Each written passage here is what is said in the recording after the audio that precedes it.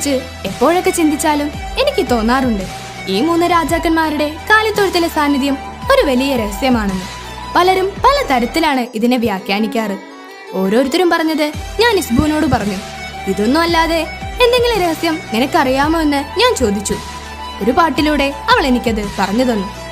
കാലങ്ങൾക്ക് മുമ്പ് John Henry Hopkins junior എന്നു പേരുള്ള ഒരു പുരോഹിതൻ അമേരിക്കയിൽ ഒരു ക്രിസ്മസ് നാടകത്തിനായി എഴുതിയ പാട്ടാണിത്.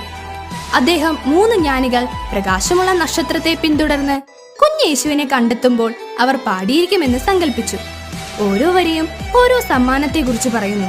പൊന്ന് ഈശോയുടെ രാജ്യത്വത്തെ, ധൂപം ഈശോയുടെ പൗരോഹിത്യത്തെ, മീറ അവിടുത്തെ ത്യാഗത്തെ.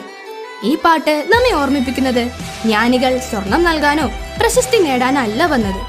അവർ യേശുവിനെ ആരാധിക്കാനും മികച്ച സമ്മാനങ്ങൾ അർപ്പിക്കാനുമാണ് വന്നത്.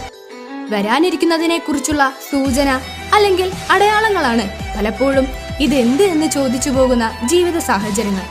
അതിലെല്ലാം ദൈവഹിതം തിരിച്ചറിയാനുള്ള സമചിത്തത നമുക്കുണ്ടായിരിക്കണം.